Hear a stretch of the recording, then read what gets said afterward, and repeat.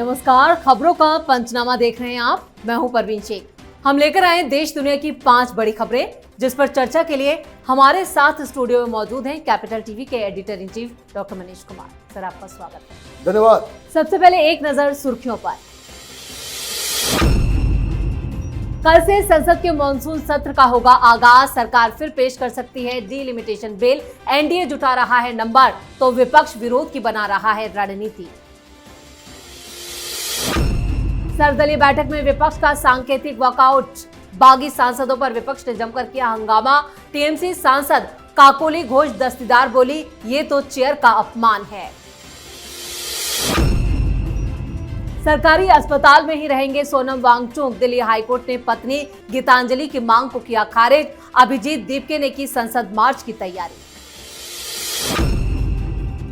राम मंदिर दान चोरी पर विपक्ष की सियासत। राहुल गांधी और खड़गे ने पीएम मोदी को लिखा खत। सरकार से स्वतंत्र जांच की मांग। अमेरिका ने ईरान पर फिर बम बरसाए तो तेहरान ने कुवैत बहरीन पर किया अटैक। बमों की आवाज से थर्राया पूरा मिडिल ईस्ट। खबरों में सबसे पहले बात संसद सत्र की। कल से संसद का मॉनसून सत्र शुरू हो रहा है। 20 जुलाई से शुरू होकर यह सत्र 13 अगस्त तक चलेगा। इस दौरान 19 बैठकें होंगी। सोमवार को अमित शाह राज्यसभा में वंदे मातरम से जुड़ा बिल भी पेश करेंगे। सरकार जो विधेयक लेकर आ रही है वो देश की राजनीति, चुनाव प्रणाली, आरक्षण और सत्ता के समीकरण को पूरी तरह से बदल सकते हैं। लोकसभा में पेश किए जाने वाले 7 बिलों में विदेशी चंदा कानून में संशोधन, वंदे मातरम को कानूनी सुरक्षा, हायर एजुकेशन सिस्टम में बड़ा बदलाव, सुप्रीम कोर्ट में जजों की संख्या बढ़ाने और इनकम टैक्स से जुड़े संशोधन बिल शामिल है। इस बार सरकार राम मंदिर दान चोरी, पेपर लीक, E20 पेट्रोल जैसे पर विपक्ष के सवालों का सामना भी करेगी। ऐसे में सरकार को क्या जवाब देना है और उधर विपक्ष के सवालों की क्या काट निकालनी है, इस पर मंथन जारी है। डॉक्टर साहब, इस बार संसद का जो मॉनसून सत्र होने वाला है, क्या काफी हंगामेदार? देखिए, हंगामेदार तो हमेशा रहा है, लेकिन ये सत्र कई मायने में ऐतिहासिक होने जा रहा है। सबसे बड़ी चीज जो पहले दिन जो बिल पास किया जाएगा वो वंदे मातरम को लेकर के है कि जिस तरीके से पनिशेबल है कि आप राष्ट्रगान का, जनगण मन का आप अपमान नहीं कर सकते, वो उसमें सजा हो जाती है। वंदे मातरम को ही उस तरीके का स्ट्रेचर दिया जा रहा है कि अगर किसी ने वंदे मातरम का अपमान करने की किसी ने कोशिश की या ज़रूरत की तो 3 साल तक की सजा। ये बहुत ही बढ़िया कदम है। दूसरी चीज़, हंगामादार इसलिए होने जा रहा है क्योंकि सरकार की तरफ से बड़े बड़े बिल्स लाने के संकेत मिल रहे हैं। ऐसे बिल्स जिनका आगे आने वाले भारत की राजनीति पे बड़ा और गहरा प्रभाव होने वाला है। मतलब बहुत सारे हिस्टोरिक बिल्स हैं जिसमें one nation one election, delimitation, महिला आरक्षण बिल, इस तरह के बड़े मुद्दों के ऊपर इस बार चर्चा होगी। सरकार हालांकि इसकी घोषणा अभी तक नहीं की है, लेकिन जो सूत्र बता रहे हैं कि सरकार ने पूरी तैयारी और संख्या भी जुटा ली है। विपक्ष क्या करेगा? विपक्ष पार्लियामेंट को कैसे नहीं चलने देना है, उस स्ट्रेटजी पे काम ये लोग कर रहे हैं। ये स्ट्रक्चर्ड तरीके से बातचीत हो, उसके पक्ष में पहले भी नहीं थे और इस बार भी नहीं है। बताया ये जा रहा है कि विपक्ष की तरफ से जो बातें कही जा रही है उसके अलावा राहुल गांधी कुछ अलग तैयारी में जुटे हुए हैं। उन्होंने बाकायदा स्पीकर साहब को चिट्ठी लिख करके परमिशन मांगा है कि वो कुछ पोस्टर्स, कुछ दस्तावेज, कोई प्लेकार्ड लेकर के पार्लियामेंट के अंदर, लोकसभा के अंदर वो जाना चाहते हैं। वो इसलिए क्योंकि वो करेंगे नाटक। पिछली बार यही नाटक करने के चक्कर में उनको सस्पेंड किया गया था। आपको याद होगा कि उनको बाकायदा लोकसभा की कार्रवाई से बाहर रखा गया था।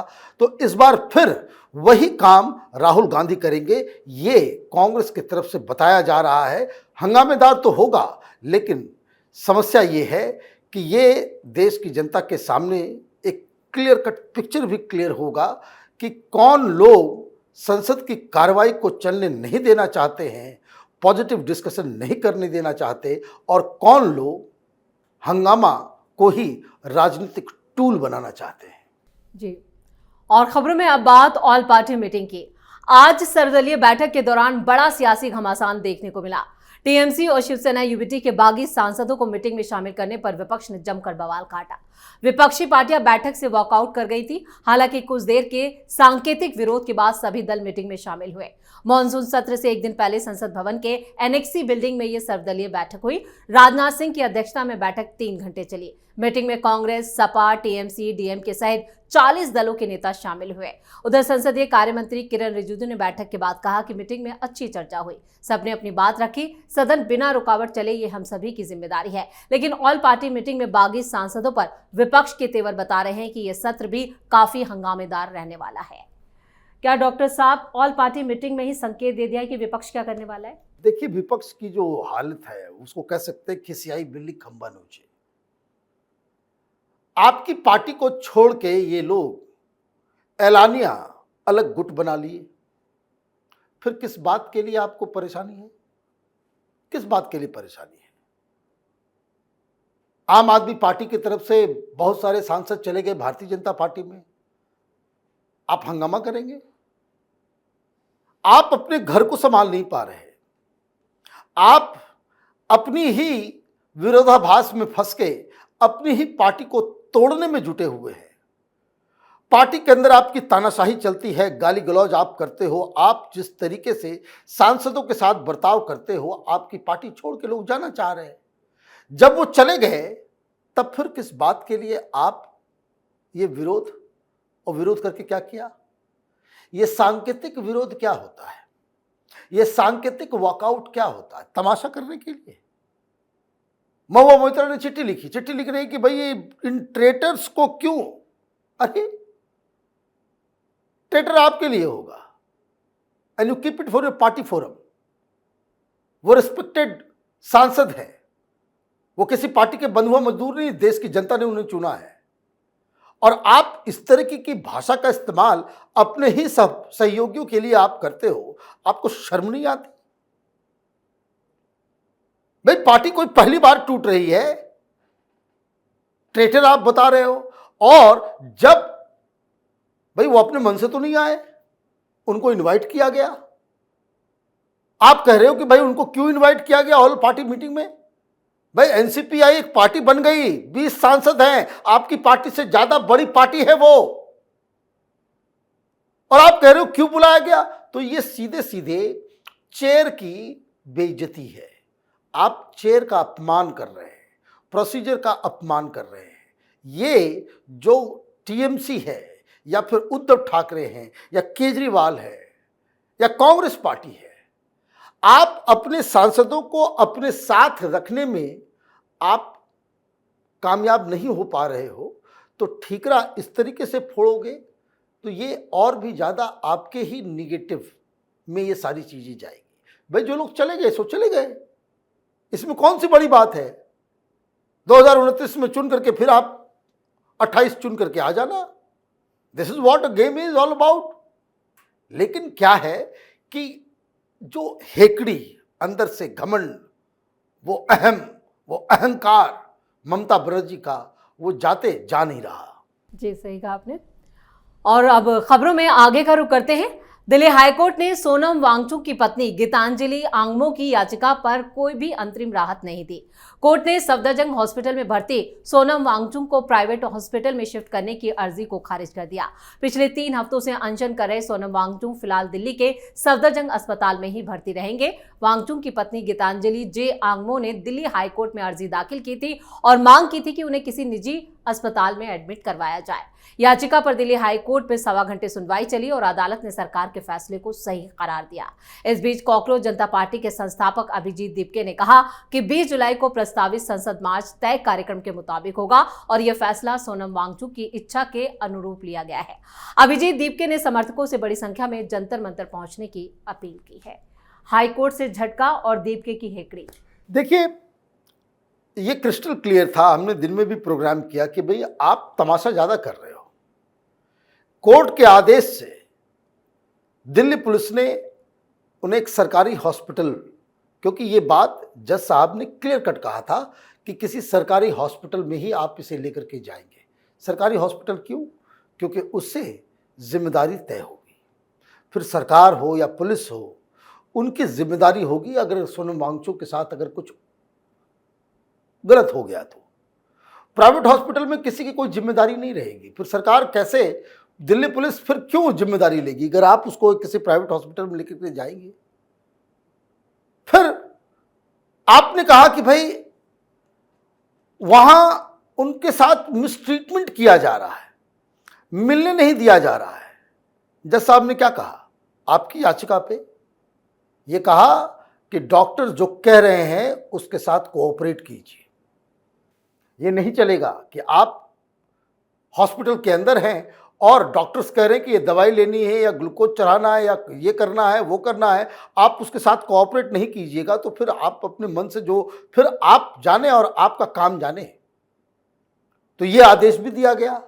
रही बात दीपके की, तो ये तो देखिए एक प्यादा है। कौन है ये दीपके?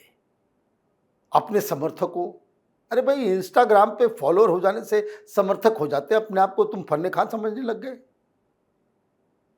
तो ये फन्ने खां बनने की जो अभी तक तो लोग आए नहीं, वो जो समर्थक हैं भी जो वहां नजर आ रहे हैं डफली लेकर के, वो सब तो कार्यकर्ता हैं वामपंथी पार्टियों के। ये तो कार्यकर्ता ही जो जेएनयू से उठ करके आए हैं। ये सारे के सारे सीपीआई एमएल के हैं, सीपीआई सीपीएम के लोग हैं। वहां आपके लोग कहां हैं? स्टूडेंट तो हमें नजर नहीं आ रहा, वहां जेएनजी तो नजर नहीं आ रहा। क्या तमाशा इन लोगों ने किया कि कोई बहुत बड़ा जेएनजी प्रोटेस्ट होने जा रहा है। किस तरीके से बड़े बड़े पत्रकारों ने आर्टिकल लिखना शुरू कर दिया कि कोई बहुत बड़ा आंदोलन होगा। यह आंदोलन नहीं, ये तमाशा है। और ये दीपके, वो तो मीडिया वाले दिखा नहीं रहे, एक दो चैनल पे सिर्फ चला कि ये जहां अनशन हो रहा है उसके पास के एक घर लेकर के रुका हुआ था, वहां टीवी कैमरा घुस गया, पुलिस वाले घुस गए। मकान मालिक कह रहा है कि बहुत सारे बियर के बोतल अंदर रखे हुए, ये शराब के, वहां पे शराब की बोतलें, वहां पे सिगरेट का डब्बा, एक से एक परफ्यूम और पता नहीं क्या क्या उस कमरे में अंदर हो रहा था। यह धरना प्रदर्शन है कि पिकनिक है? तो देखिए ये सब नॉन सीरियस लोग हैं। इन लोगों के चक्कर में आकर के बहुत सारे लोग जो है वो, उनका दिमाग खराब हो गया, वो कॉकरोच कॉकरोच कॉकरोच करने लग गए। कल ये कह रहे हैं भाई मार्च करेंगे, दीपके कह रहा है मैं लीड करूंगा, और वांगचुक की पत्नी गीतांजलि कह रही कि मैं लीड करूंगी। तो आपस में तय कर लीजिए कि कौन लीड करेगा, किसका चेहरा चमकेगा और कौन बैकग्राउंड में जाएगा। बिल्कुल सही कहा आपने। और खबरों में अब बात राम मंदिर चोरी की। राम मंदिर दान चोरी पर विपक्ष सियासत करने से बाज नहीं आ रहा। इसी कड़ी में राहुल गांधी और कांग्रेस अध्यक्ष मल्लिकार्जुन खड़गे ने प्रधानमंत्री नरेंद्र मोदी को संयुक्त पत्र लिखकर राम मंदिर चंदे में गड़बड़ी की स्वतंत्र जांच की मांग की है और इस पर पीएम मोदी की चुप्पी पर सवाल उठाए हैं। तो दूसरी तरफ राम मंदिर चढ़ावा चोरी केस में जैसे जैसे जांच आगे बढ़ रही है, हैरान करने वाले खुलासे भी हो रहे हैं। पुलिस एक एक करके चढ़ावा चोरी के आरोपियों को रिमांड पर ले रही है और सवाल जवाब का दौर चल रहा है। कल ही पुलिस ने टुन्नू यादव और उसके भतीजे मनीष को 39 घंटे की रिमांड पर लिया था। दोनों से पूछताछ में कई चौंकाने वाले खुलासे सामने आए। पूछताछ में पता चला है कि चढ़ावा चोरी के बाद काउंटिंग रूम के पास बने बाथरूम में पैसों को छिपाया जाता था। वहीं एसआईटी कल सुप्रीम कोर्ट में अपनी रिपोर्ट भी सबमिट करने वाली है। डॉक्टर साहब, एक तरफ विपक्ष इस पर सियासत कर रहा है तो दूसरी तरफ जांच में भी चौंकाने वाले खुलासे। भाई राहुल गांधी अचानक से राम भक्त कब हो गए? आपकी आस्था वो कैसे हर्ट हो रही है तो देश को बताना पड़ेगा ना। आप हिंदू हैं भी नहीं कि क्या है, उसका कोई प्रमाण है क्या? अजीब कहानी है। आप राम मंदिर का विरोध करते रहे, प्रभु श्री राम को आपने काल्पनिक बता दिया। ये कांग्रेस पार्टी की सरकार ने हलफनामा दिया था कि एक काल्पनिक कैरेक्टर है, तब जो कुछ काल्पनिक है उसके लिए क्यों आप छाती पीट रहे हो? आपने ये इंश्योर किया कि वहां कभी मंदिर ना बन सके, जिसमें आपकी हार हो गई। लेकिन आप तो उन लोगों के साथ खड़े रहे जो इस मंदिर के खिलाफ थे। आप, ये कांग्रेस पार्टी ये बात बोल रही है कि भाई हिंदुओं की भावना आहत हो रही है। भाई आप ये देखिए, ये हिंदू वाले आ जाएंगे, ये खड़गे तो हिंदू नहीं है। खड़गे तो हिंदू नहीं है। आप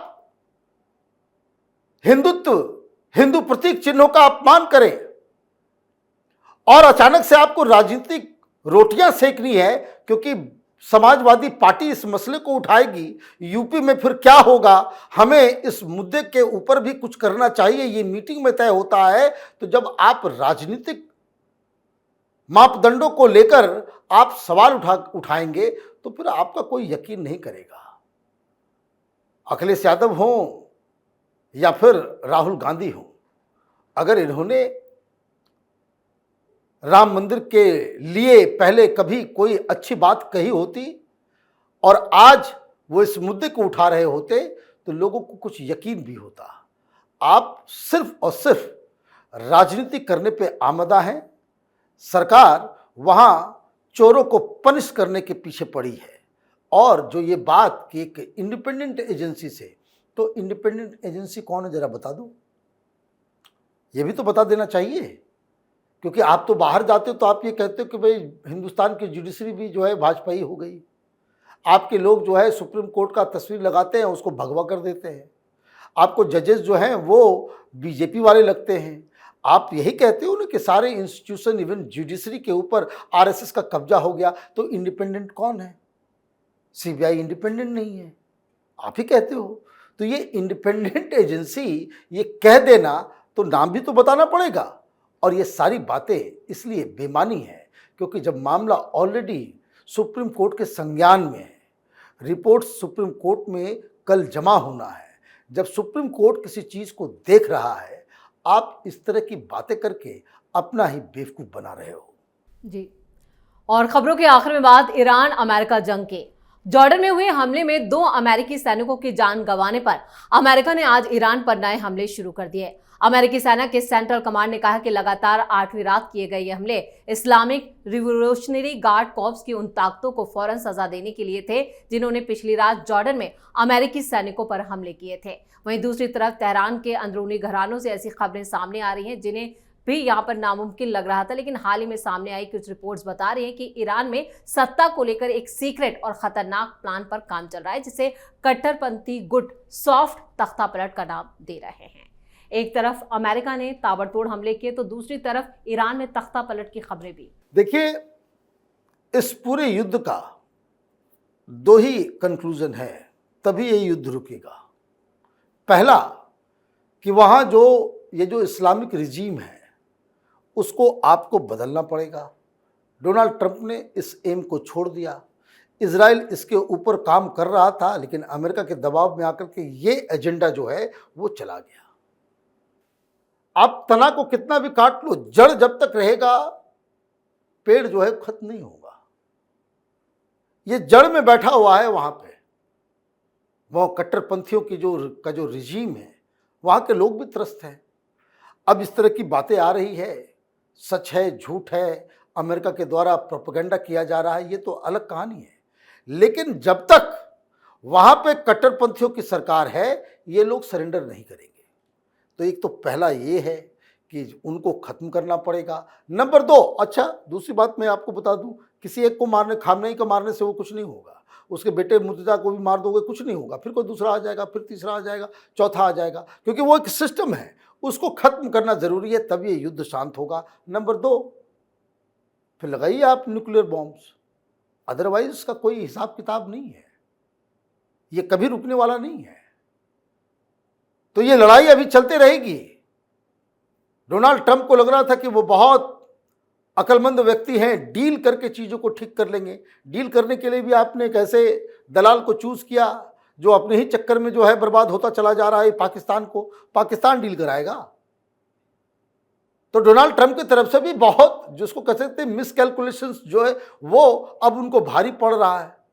मैं शुरू से कह रहा हूं कि ये युद्ध डिसाइसिव तभी होगा जब आप वहां पर रिजीम को चेंज करेंगे या फिर वहां ऐसी तबाही करें कि फिर वो देश खड़ा होने लायक नहीं बचे। अब ये दोनों ऑप्शन ही है। तीसरा ऑप्शन वो लंबी लड़ाई का ही है कि जो लंबा चलता रहेगा, खिंचता रहेगा और पूरी दुनिया परेशान होती रहेगी। डॉक्टर साहब, इस तमाम जानकारी के लिए और सटीक विश्लेषण के लिए आपका बहुत बहुत धन्यवाद। धन्यवाद। तो खबरों का पंचनामा में आज के लिए फिलहाल इतना ही। देश विदेश की बाकी खबरों और उनके सटीक एनालिसिस के लिए देखते रहिए कैपिटल टीवी। हमें लाइक कीजिए, शेयर कीजिए और कैपिटल टीवी को सब्सक्राइब कीजिए। नमस्कार।